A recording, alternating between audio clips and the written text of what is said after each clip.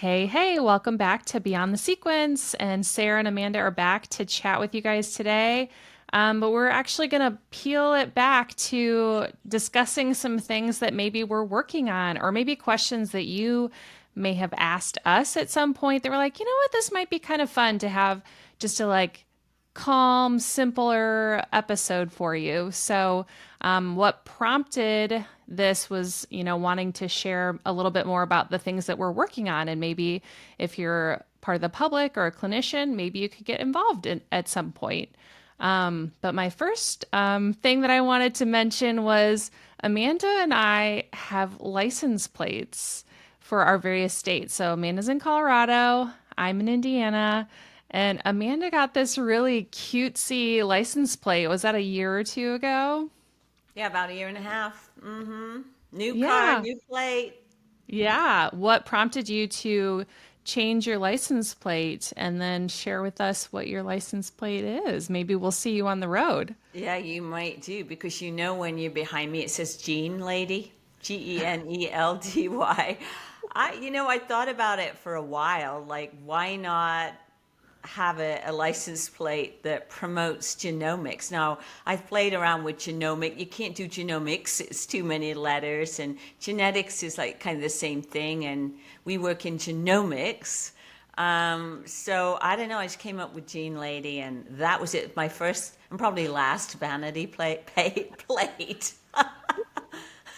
I love that. Yeah. And I loved it so much. I was like, that's such a fun idea. Some people will do, wraps for their cars or like promote their business, but that's way more expensive than just having a plate that you kind of customize. And so Right.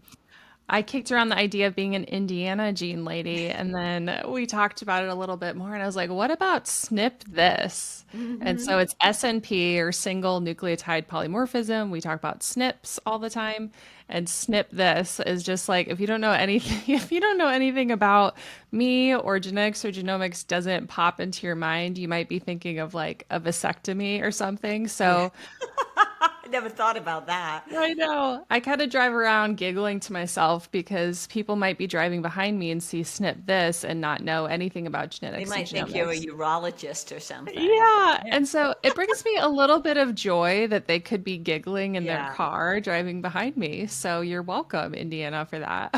Well, and it's kind of fun because you're behind cars like, and sometimes it becomes a puzzle trying to solve their license plate. And many times I have no clue what they're thinking, what it means, but others are really clever. So, they probably think I'm into Star Trek or something. It's what Gene Lady or whatever. But anyway, What so does your that's license plate say about you? Maybe some of yeah. our listeners Well, I have don't have created my like, phone number on my car. Thank you very much. Or, on my email. So, yeah, it's just fun. So, and some, Paul looked at it. He says, Gene Lady. Some people are going to say Ginaldi, and they're trying to figure out how to pronounce it, Ginaldi. So we do call the car Ginaldi, right? We can take Ginaldi to Denver today. So, I anyway, love just that. some fun. Yeah. So, Amanda, you're about to jet set a little bit, and I thought this was a great opportunity for you to share what you're working on and where are you going? What are you doing? Tell us, Yeah. please. Yeah, well, I think many listeners know I was born in Europe. Europe is home for me as much as the United States. I can land in so many countries in Europe and just get off. And a few of them I speak their language, but it's like going home for me. But I am doing an inaugural program. It's DNA informed wellness, if you will, or a DNA informed series of retreats. And this one is for women only, and it's just outside Lisbon, Portugal. It's sold out, and I have to give a big call out to my European partner, Shannon Lementier, who's based in Lisbon, but is married to a Frenchman, but they are residing in Portugal. So we brought out a retreat just outside of Lisbon, and for 7 nights and 6 days, we're helping women unpack their DNA and understand themselves. And we wrap that with a beautiful, very private experience where we bookmark the beginning and end of the day in meditation or yoga, different kind of yoga movements, journaling, people are free to come and go. There's no obligation to attend any of the workshops or attend any of the offsite experiences, but we are offering up to women to let go and, experience themselves through how they're built, which is DNA. So it's the first of several programs we are launching in Europe under the Genomic Living banner, if you will. So you'll see that come up. That's something else I'm working on, is Genomic Living as the umbrella within my company to host all things DNA. So I'm headed to Portugal. I love that. I've never been to Portugal, but I've seen so many friends and colleagues who've been, and I'm like, well, I gotta go to that. But too bad it's sold out. I was kind of hoping someone canceled last minute so Amanda could be like, hey, hop on, let's go. But that's Well, we okay. may just have a space for you, Sarah, but like, what are you going to tell your family? You got to go to Portugal next week. I'm going a week early because you have work to do, but yeah. So fun. Do you have plans for, do you want to share or leave it secret other retreats that you have coming up and what you're doing in the Yeah, we're region? always working. Well, this is a proof of concept, to be honest. Where you never launch any part of a brand without doing proof of concept. So we this one is done, right? We're ready to go into it, but we've already working on a program that's ready to go in Greece, in the Peloponnese, my favorite part of Greece. Next October, so you can see a little bit of that on my website already under DNA Wellness Retreats. But yeah, that will transform, as I said, into Genomic Living, where you could see everything. So yes, that's very exciting in Greece. That is where we're combining DNA and biological aging. So anyone attending gets to look at themselves through the lens of how old they are at a cellular level right now, plus their DNA that often can guide, or often does. I mean, it's sort of like what does guide how well you live, how well you are, and of course it's your DNA, but it's also the environment you live in, which I think you and I agree is almost more important than what you put in your mouth, because it influences epigenetically, how your genes turn on and off, express, behave. But unique about that program is that we do go in and we test where you are from a biological aging perspective, but 3 months later, we test it again. So it's all built into that experience, plus everything we do, we bring in the cultural experience as well. So it's not just, oh my gosh, you're going to go show up and, experience or learn how I'm built, but you're also going to change the environment that you're operating in as we go to some different parts of Greece. And then we have another program, again, working on a women's only retreat in Italy as well. So yeah. What I about love you, that. Sarah? That's all my stuff overseas. What are you doing? And then we'll kind of flip back and Well, forth. before I answer that, I'm curious, are you going to do any meal prep yourself with culinary stuff, or is that going to be all part of the retreat experience that you get to have as well? Yeah, it's part of the retreat experience because we're working with chefs on location, so we can orient what is being served to the conversation we're having about food gene conversations, how food influences how your body operates. So yes, in the past, I have done all the culinary and I did so much work. As my husband says, yeah, you always say 40 cities in 30 days or whatever I used to do in the US, but I literally used to do culinary genomic workshops, mostly in Whole Foods because they had the kitchens back then. So it was super cool, or in like small commercial kitchens in different locations across the US. But because I'm on and I'm a host at these retreats with Shannon, I am not cooking, not even doing a demo. We're letting the environment serve up the food. Yeah, but you know what? I just want to mention one other thing because we have, and then we're flipping it to you, Sarah, because you have such exciting work going on. But among our listeners, of course, we have members of the public who are super interested in their health and perhaps the intersection of genes and how they guide your health. But you and I both mentor clinicians around the world, and I teach clinicians around the world about this experience. So Indeed, I do have a retreat for practitioners next year on the island of Rhodes in Greece, yeah, in October. And it's talking about a sequence. Our podcast is beyond the sequence, but that experience is from sequence to strategy is sort of the working title. It's clever, huh? Because you can learn all you can in genomics, but unless you know how to read the patterns, how to pivot the patterns into a strategy for your clients, you could be doing a lot of learning. And so, yeah, any practitioners out there who you sort of done the learning, like from Sarah and myself, said, now what? How do I take the leap and jump into practice? That is for you with my partner, who's also Greek. I'm not Greek, but she's Greek, but spent 20 years in the UK, Maria Rigopoulou. So, yeah. You're coming to that, right, Sarah? You're just going to come and I like am ready to listen and sign like up. hang out on the island. So, I've never been to Greece, but it's been on oh, my list for a long time. yeah, it's special. Very, very special. All right, now Yeah. let's talk about you. What are you Yeah. What am doing? I working on?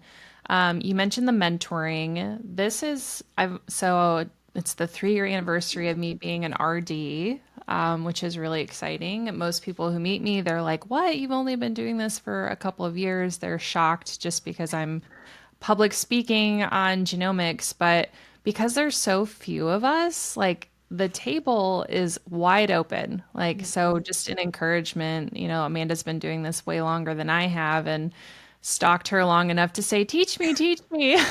So, Yeah, um, I have my tribe. yeah. So Amanda's been guiding this for such a long time, but the table continues to grow and the number of seats at the table because genomics is just applied biochemistry. I like to say it's not rocket science, it's just biochemistry. And people who are not really into chemistry are like, well, that sounds like rocket science to me, just in its difficulty. But once you start picking up on some of those patterns, you get a lot faster at things, and you really only get better at it by doing it. The more reports you read, you start picking up on like the types of people who might have, this SNP and that SNP, and how you would apply it, how you would approach it, treating it. But because I'm so new at it, I guess I was a little surprised to be mentoring so soon and being on the like mentoring leadership team for IFNA, or the Integrative and Functional Nutrition Academy, which those who are in the nutrition space can get an IFNCP credential for that. And I think it's such a great program. I looked at that and I looked at IFM and I was like, with nutrition, I think IFN, the IFNO is just a better fit for me, both cost wise and the type of content that they cover. So shout out to Sheila Dean and Kathy Swift, who started that program. I call them like the oracles of functional medicine and functional nutrition. They've been doing it for such a long time, and they mentor so many of our colleagues and guide the entire like functional nutrition space. And then genomics is just kind of under that umbrella. So, been mentoring a number of those who are students in the IFNA program, and that's been really fulfilling. I've enjoyed it a lot. And then mentor, just one on one in general. Anyone can schedule a consultation to go over a case, or, how are you doing this in your business? And I'm not self promoting, I'm just sharing what I'm doing. And it's Promote just been away. fun. Yeah, it's just been fun and yeah, super fulfilling. I've been dabbling in the research space. So during my dietetics program, I did a betaine HCl with pepsin case study for an esophageal cancer patient. That paper is on the Journal of Medicinal Nutrition now. But I always am a curious person. Like, I really enjoy research and just trying to understand how things are connected. And so that is something I'm dabbling in with the sports genomics space. Like, how can we take sports genomics and start doing proof of concept type research? And so collaborating hopefully with some researchers at universities. So this is also just a general call out. Does anyone want to collaborate on some of this research? Because we need funding and we need researchers or those who are, working on their PhD or want to do postdoc research. we need you. And if Well, you we need the do because. clinician, yeah. Go ahead, Sarah. Sorry. No, go ahead. I mean, I think it's a really good call out because when you're working in genomics, you see patterns. We call them N of one patterns. When you read enough DNA, you keep seeing patterns where there is no research for those patterns, but we tend to treat those pretty similarly if we're working with food and maybe some very strategic supplementation, and we see patients getting well. And for people to believe this, a lot of times you want to have the hard research behind this. And so to be able to work with researchers, you can develop the protocols and run the protocols.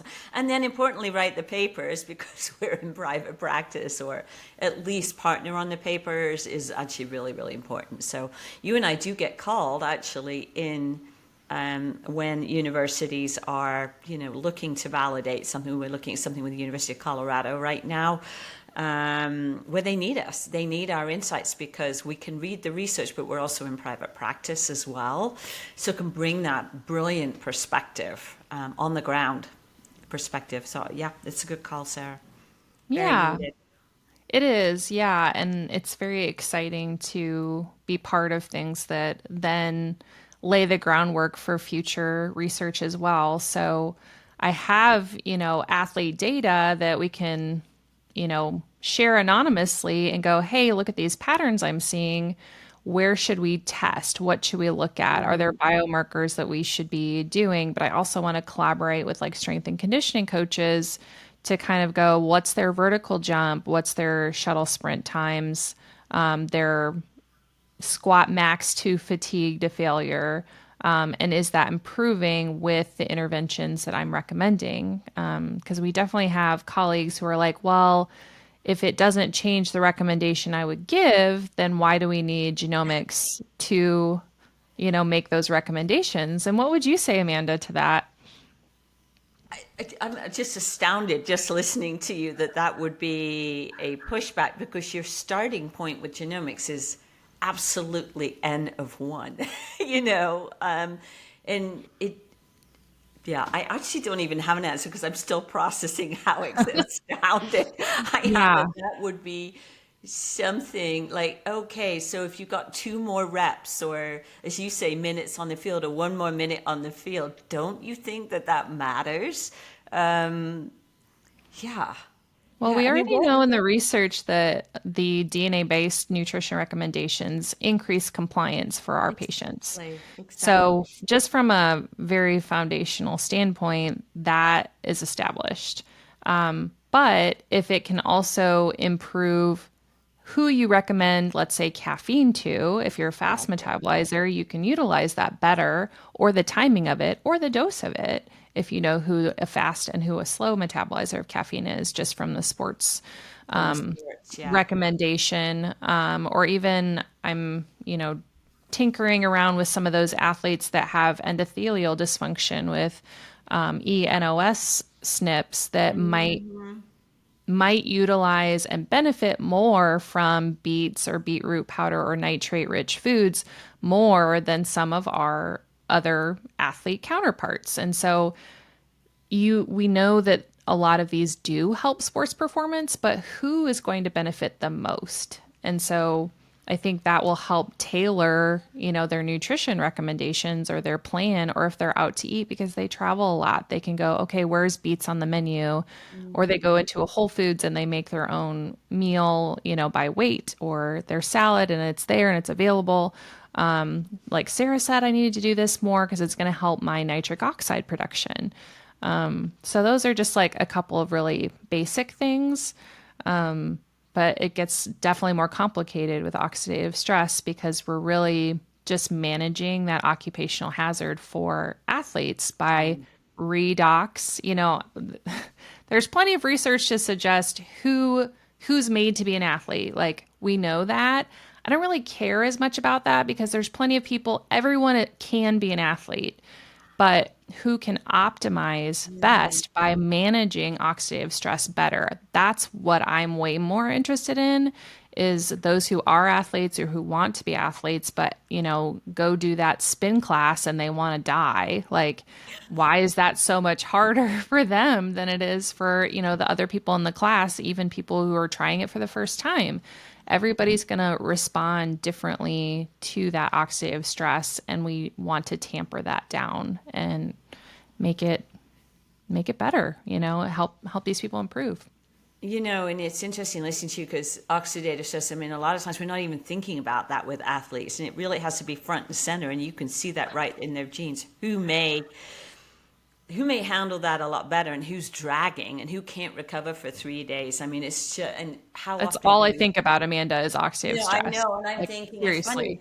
because I was dealing with that with a client this morning who's not an athlete, completely a different end of the scale, like postmenopausal woman, but you can deal with oxidative stress and poor nitric oxide production, and it impacts you in a different way. You don't have to be an athlete, but with athletes, I mean, and what came to mind when you're, just to finish the sentence here, what came to mind when you were talking about oxidative stress, I'm a huge cycling fan. I don't sort of ride to compete or anything anymore, but just watching the progression in cycling when you watch the big tours, and one of the first things these cyclists do when they get off the bike is they are just pounding nitrates, they're pounding beet juice.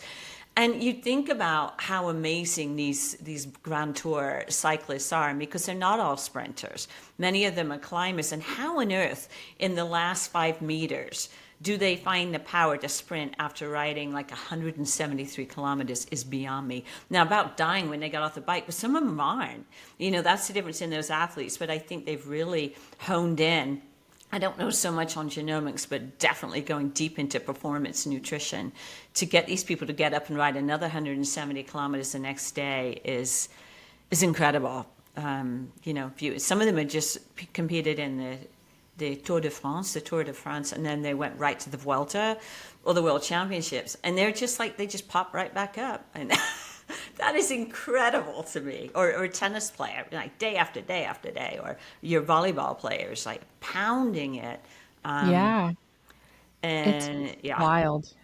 It's amazing what the it is human body wild. can do. I think that, but we don't want to have the kind of limitations that our bodies tell us that it has. Like, I'm done. Like, I maxed it out. But when you have to play, multiple matches or races days in a row, that's when you see the tumble down effect downstream of collagen repair, Yeah, that's what I was saying. bone Breaking it repair. down. Yes, That's the, ligaments. if you combine the high oxidative stress with the poor MMP repair or collagen repair matrix, that's when you Hmm. start to see those injuries. So we Yeah, I mean, can that's the see gene that. bucket right there, right? So you think of, so what you heard Sarah say is like we immediately think in buckets and pathways. So all the way to someone who does not mitigate oxidative stress as well, impact on nitric oxide to what's the impact of that on collagen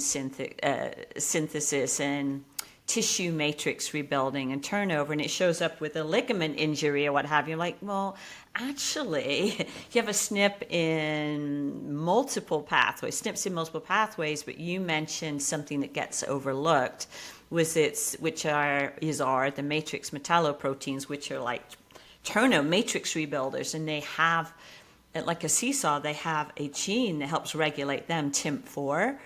So I can just imagine your gene bucket that you see, along with oxidative stress and eNOS, you'd be looking at all the MMPs, TIMP4, what, GDF5, COL1A1, what else goes in there? It's just trying to think about the impact on tissue. Yeah. It's all of these add up. And so if we don't see that, this is, I guess, my call out and pushback on the pushback is, if we can see who's most at risk for that, then we can optimize and improve and reduce that injury risk. And therefore, that athlete is going to have not only optimized performance, but a longer career where maybe they can be professional longer. They can develop a legacy like a Katie Ledecky in the pool, where they are an ambassador not just for their sport, but for the things that they care about too. So I want people to see the 10,000 foot view that I think I have, which is like, wow, I wish I had this 20 years ago in my sport because it would have changed how I understood my body and being able to target that when I walk into the cafeteria. Like, why is it that when I walk in, I'm literally looking around and going, what can I put sour cream on? Like, both to keep my weight up, but like calorie density and like just something that's like tangy and fermented, like a probiotic. Like it's really fascinating. Why is that something that I feel drawn to when I'm, burning a gazillion calories a day? Right. So I want people to see that, and I have my Genomic Edge program, so you can literally click add to cart and learn more about your own DNA blueprint and apply it to your fitness and sports performance. And it's not just for pro athletes, but what I'm saying is, if it works for the top 1%, it can work for anybody. So optimizing just your fitness routine if you want to be a triathlete or you want to continue to do your races well into the master's level. I want to encourage that. And I think our bodies are way more capable than sometimes we give them credit for if we're fueling them properly. And sometimes that needs to be really targeted, as Amanda was suggesting. And as you're talking, I'm thinking about pickleballers. This is the rage, right? All ages, but yeah, when I can, I play, and I love it because it's very social. But I am forever, well, not trying to read pickleball feeds because they can be pretty interesting at times. It's amazing, like two turns of a conversation of people are arguing already. I'm like, can we just enjoy a sport that's social and competitive? But what I keep seeing, Sarah, is I'm playing pickleball every day and my shoulder hurts, or tell me some strengthening exercises, or what should I eat? So in other words, people get really excited about this sport because it's social and anyone can play it. But there's so many injuries and the fundamental lack of knowledge about your body in terms of how it moves, like structural and movement, and how you need to support your body from a physical perspective, like stretching or maybe do some yoga, what have you. I'm a huge fan of PT and physiology, etc. But also fueling your body. Understand how you are built, to your point, and you cannot go from 0 to 100 and go from maybe never doing a racket sport or a paddle sport, right, to picking it up and playing. Some people are playing 4 or 6 hours a day. I'm like, I don't know, that's a pretty competitive level, right, Sarah? If you were 6 hours a day in beach volleyball, would be a real hammer for your body, right? I know how I feel when I get off a bike. 6 hours is a push. So A long time. That's a lot of oxygen use and therefore oxidative stress that you have to manage exactly. now. That's going to show up in repetitive motion injuries. And yes, you have to rehab that, but you have to re-nourish it. So genetics helps us to understand where the inefficiencies might be to head things off at a pass. So anyway, that's pickleball. It's always fun. Yeah, I love that. And Yeah. Amanda and I and some of our colleagues are collaborating on a textbook update for genetics and genomics chapter in a dietetics textbook. So that's going to be really cool to update that. And I was going to send my notes over with some of the updates that we could work on together. So And I never actually thought. need to read that chapter. I have a 9.5 hour flight. So I told you when that came up, I'm reading that on the way to Europe. I That's literally am. It's a good perfect. time, right? I mean, you're right there. Yeah. You can't go anywhere. So, It yes. took me a while longer to read it than I thought it would. Well, you're Maybe reading because it with I'm, a critical lens too. So, yes, you're not just reading it to read it, but hopefully I can send my notes over on send them the over. suggestions so that you can go, okay, I see, I I'm see picking what up what you're throwing down, Sarah. There's definitely some of the obesity snips that I was going to be like, this is Amanda's section. So the weight management and adipose tissue kind of area. Oh, yeah. Which all Mhm. comes back to the Krebs cycle. I'm telling you, I'm telling you, I'm telling you. It's about the Krebs. So, do Yeah. you think that, in the genomics field, do you think people, our colleagues and clinicians, are making this more complicated than it actually is? It's a really good question. And I know I talked to you and our friend Stacy Seslowski about this a lot, that Genomics is a field of patterns, and you have to be a pattern reader to understand it. So I'm making the point that, as you know, we talk about gene buckets, and when you read enough DNA, you start to see patterns. You pretty much know, when I see this pattern, these are questions I'm going to ask. They don't predict, but it's going to show up. And if we ran labs and never talked to the client, we're probably going to validate a pattern. But the reality is it's not that the genetics or genomics, the SNPs, are complicated. It's that it requires a fluency in biochemistry, period. So if you were afraid of biochemistry, those of you maybe practitioners listening in, then we'll help you be your best friend, because I think what we read is like a musical score, right? You can read the score, but the way it comes out off the paper is when you play the instrument. So the instrument translates it, right? So biochemistry translates the patterns we see in genes, and that's what drives the solution. So it's the biochemistry that matters. Would you agree? And the way I'm going to answer that, the way that biochemistry has become complicated is the way it was taught. Even when you graduated, it's not taught in an applied way. It's taught in, these are how the molecules change.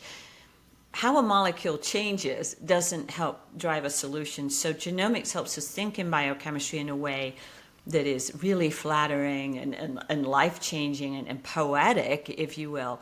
And when we see clinicians get that, then magic happens.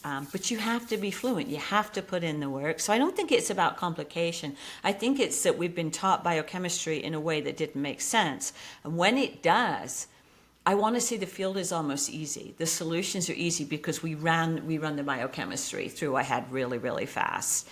And let's flip it back to you to answer that question. And then I do want to talk about how I'm trying to address the rate limiting steps and the roadblocks that I think are preventing, so much of this field from really just exploding. So why don't you answer that question too? Yeah, I think it is a bit of a fire hose when you were initially learning some of the biochemistry. And yes, I took biochem just a few years ago. So I'm the newbie who just went through the dietetics program and all the prereqs that we have to do for that. But yes, I agree that it's not as applicable in the coursework that we're taking to where, Amanda and I are trying to address things at the cellular level. And there's really only so many pathways that we look at, like 10 maybe. I mean, some of them are bigger and smaller. You've got like glycolysis and the Krebs cycle, of course, transsulfuration, pentose phosphate pathway. We've got methionine and, the folate cycle. But there's really a handful that I think we reference day to day. And sometimes, it's like, well, we don't have evidence to say that this is going to work. And I'm like, but I know that biochemistry pathway, I know the genes that are involved in that, and I know the cofactors that are involved with that. So yes, I do think it's going to work. And so that's the part as a clinician that's both exciting, where you're sort of, I don't want to say you're working off book, but you're working on book. It's just that you may not have a published research paper because no one's Yeah. bothered to spend the time to understand those mechanisms that Amanda and I apply every day, if that makes sense. Yes. Yeah. Yeah. I was just thinking of an example this morning. So I had a consult before this, and the family history was a lot of it vascular related to and I won't go into exactly what the different quote diagnoses were, but what I was able to see, I was able to get prompts from the genes, and then the genes will prompt labs. So this particular client has a really great set of labs, all of them kind of cataclysmic in the cardiovascular area, all the high risk, elevated LP little a, MPO, et cetera, et cetera. But when you looked at the biomarkers, what I could see is an elevated AMDA and an elevated homocysteine. And when you see those two together, you automatically think insult to the vasculature. And it was right there. And it is the genes that tell us what the risk is. And they start in our minds to put together a story to say, look here, look here. You saw us immediately, or me, immediately go over and look at the labs. The labs were all high normal, so they were missed. And I'm like, oh, no, no, no, no. And then we looked at the CRP and it was 1.3. I said, it's right there. It's right there. The injury is to your vasculature. We don't know what happened with your siblings or parents, what have you, but we know what may happen to you. This is what we're going to do. Boom. And so that's how Sarah and I think it's patterns that prompt a story, look into biomarkers, listen to the patient's story, because that's the pivot, right? That's the swivel piece or the turnstile. And then we're able to go backwards and then kind of work in the food and the nutrients or the lifestyle piece to ease those biomarkers so we reduce risk. But it requires you to be fluent in the biochemistry and the pathways. Like you said, how do they work? What are the levers? And to defend our physicians, most of them don't have time to think at the level we do. I mean, we can run things really fast, but they don't. And so to say, well, my physician didn't do this or that, it is a system that has to change to allow all healthcare practitioners to be reimbursed for their time, but to be able to have time with a client. That time is the rate limiting step, not necessarily competence or knowledge. That's so true. And I think that's maybe the hiccup that we find with colleagues that don't want to bother with it. Like, oh, I can't bother with that. I'm like, but do you really have the time to keep guessing and spending a lot of money on lab work that you don't actually need? Because I Exactly. definitely have clients who come to me with little to no lab work and we don't actually order any. And so I know in the functional world, it's very test, don't guess. But once I see the genomics, I can either inform which labs I want to order Mm-hmm. or B, hey, let's try this out first. I have a feeling this is going to resolve and you're not going to need lab work anyway. And 100%. like people just their quality of life is so important and we want to like let's say histamine intolerance. We want to stabilize mast cells and then work upstream to deal with okay, how's that cascade actually functioning? Yeah. And like two things come to mind when you're talking about that there's the more tests you get, the more stuff you're taking. You know, we see wheelbarrows of supplements, and it's because you can literally see not only some supplements countering each other, actually creating a pro-oxidative environment. So if you are taking 20 to 30 supplements, unfortunately, you're probably wasting a lot of money, and that's not really a protocol. It's throwing stuff at numbers, which is really problematic, right? You know, if you have a supplement protocol, it's designed to move in stages, exactly as you do, Sarah. But the flip of that is, with the work that we're doing, the level we're doing at, we see individuals who are well, but we see a lot of individuals who are not. And it's very hard when you feel really sick to trust a protocol. But also when you're very sick, unfortunately, you still have to do the work. And I think people just get lost in feeling so sick that they're still stuck on, I feel really sick, and they cannot climb out of it or stick to a protocol, which is hard as well, right, Sarah? I mean, it's hard when your patients are so sick and they just can't see the light. It's a lot of work for them. And we're kind of there pulling and, you know, not pulling, saying, come on, come on, come on. But just know it can take a long time, you know, with things like mast cell and like dysbiosis when you're feeling really, really sick. Sometimes you have to go through even more not feeling great to get to well. Do you see that, Sarah? Like people can feel worse before they feel better. And we can, you know, we're standing there throwing the ropes, say, come on, I know. It's nauseating when your immune system's upside down. It's just like you can feel terrible to get to better. Do you see that? Yeah, absolutely. And I think the test don't guess for me is genomics. It's not all of the other 100%. extra lab work. That's the maybe the most important test because that's the N of one and that's what makes everyone unique. And the why is way more interesting than the what. And the what is usually that diagnosis that they come to us with, and I think you're so good about saying this again and again, which is don't get distracted by the diagnosis. What's the biochemistry doing? And Biochemistry. so I hear you echoing in my conscious whenever I'm like, okay, this person has 6 diagnoses and they're doing all this. Stop.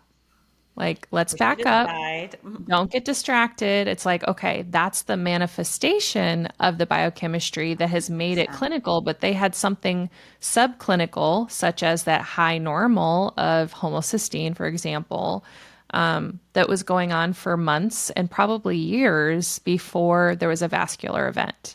So 100%. that's the part that a lot of the things that we're doing are we don't feel good, I feel sick, but everything is subclinical because they keep getting sent home with, sorry, your labs are normal in the normal range, which is not the optimal range necessarily, but they're telling us that they don't feel good. And so Exactly. it's our job to, put on our house hat, if you will. If you watched House, the, diagnostician working with all these complex patients to think critically, go into the literature and understand that mechanism. That's Yeah, your job.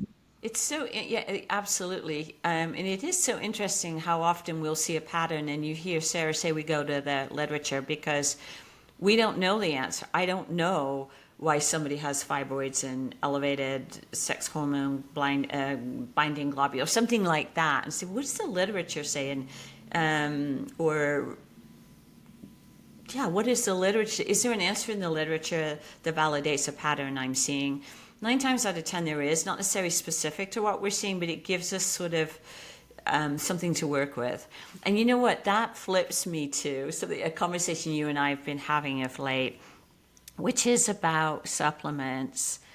And when we're trying to work in biochemical pathways, you've heard us say this many times that food, we always use food to do the heavy lifting. But if you hear us using supplements, it is to try and oil the wheels, get the squeaky wheels to stop squeaking, get the gears to grind and connect versus anything else. And I can't tell you how many times I said, Sarah, I'm trying to find a supplement that is biologically compatible, that doesn't have a B12 or a B6 up, that is so out of context with nature. In the end, we just said we just need to design our own supplement line because we need betaine with a B6, or the way the supplements are formulated, depending on the company, they are formulated with a biochemical pathway in mind. But there's these extraneous pieces, like why would you put that in there, like a B12 at 10,000% of what somebody would need when they're really sensitive. And I can't tell you how many times that we need to create genomically sensitive supplements that work with what we're trying to achieve. Agree? Yeah, so maybe coming soon beyond the sequence line of Beyond the sequence supplements, or for your sequence supplements. So if you're in the yeah. supplement business, we would love your ears because we literally are at a loss sometimes to find the right fix. And so I don't know about you, Sarah, so often I'm actually digging around for a single nutrient supplement because that's all somebody needs, or we have to drop in. Like for me, a lot of times it's a B6, but I don't need B6, magnesium, and zinc and whatever else is in there because we're just trying to turn a pathway. And what's happening is we have these very complex supplements where it's hitting too many markers. And that's not what we need, and it's not what the body needs. It's called excretion. Body will get rid of what it doesn't need. So why do you think you need to stuff a pathway with something that's physiologically incompatible to how a human body is built?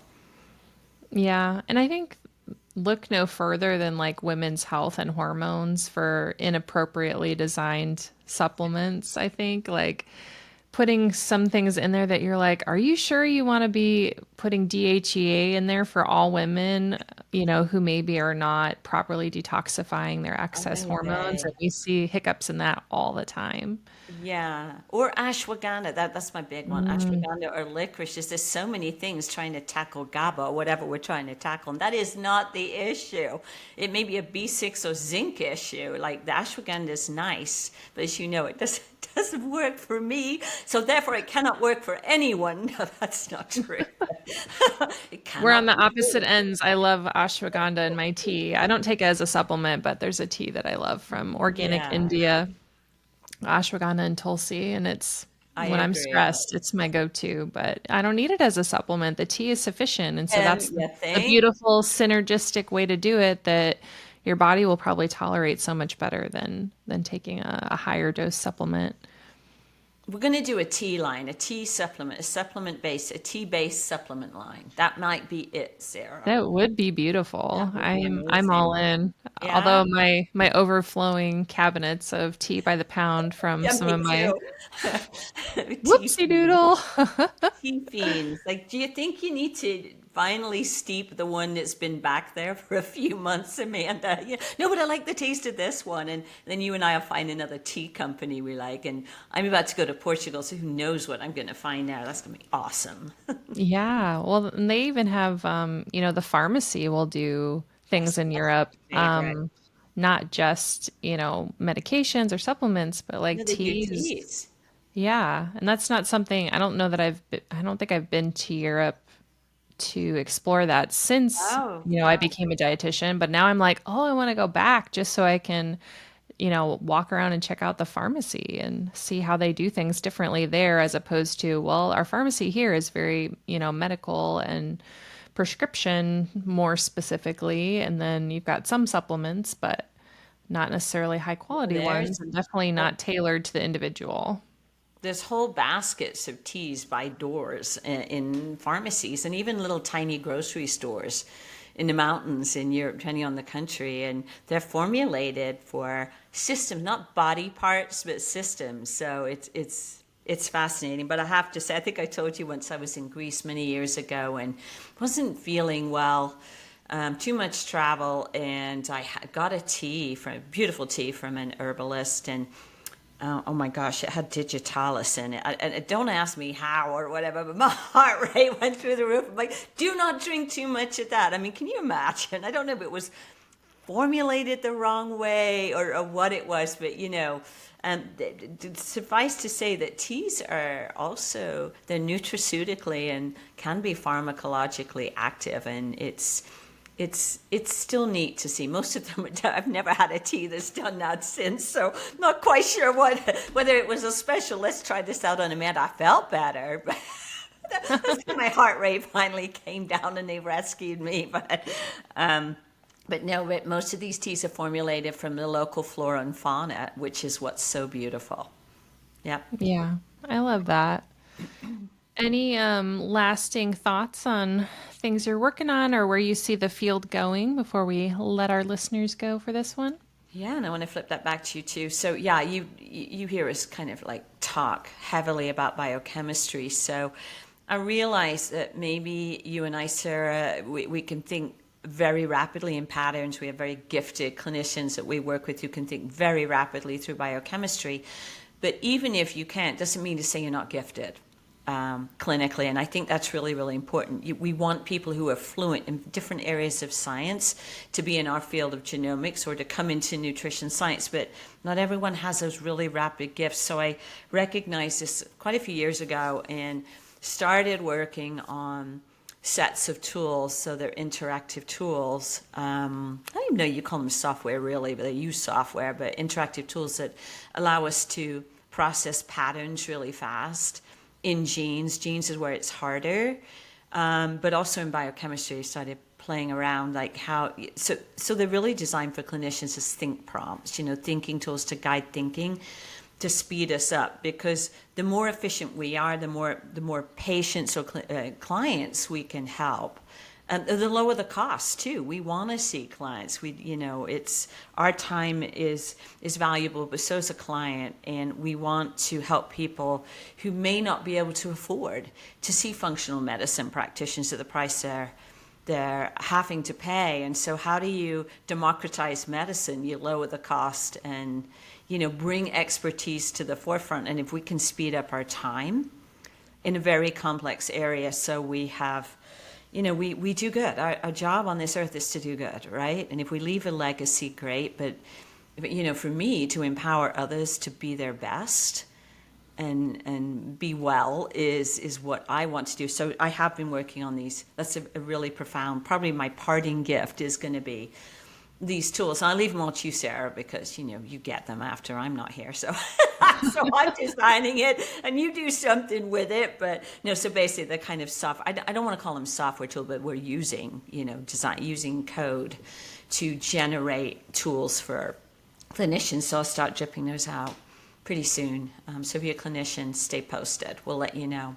But what about you, Sarah? I love that. Yeah. I think I'm just excited to continue down to see what genomics can do and how we can apply it. And I was sharing this with a colleague or a friend last week that the school that my boys go to is an environmental studies magnet and STEM school. And our COO was the former principal, but he's now the chief operating officer. And there's a promo video for the school. And he says it so well, like we're preparing our children for the jobs of tomorrow, jobs that don't even exist yet. And Exactly. so that, it sits so well with me where, you know, there are things that are well established and we need to keep doing them, but then we also being forward thinking and going, well, how can I use this kind of technology to further an entire field or to make it easier and more tangible for clinicians to get their hands dirty and try to utilize it. So that's the part I think I'm really excited about is to collaborate with other colleagues who are thinking differently about certain things and how can we collaborate together to further the field as a whole. And I'll be known in the sports genomics space, I'm sure, and continuing to hopefully work with some more professional and elite teams. Hopefully universities start to take seriously the risks of, overtraining and underfueling and elevating the sports nutrition field as well. Together we rise. And so if we're all doing this together, we can start to really see this in the research, but we first have to apply it.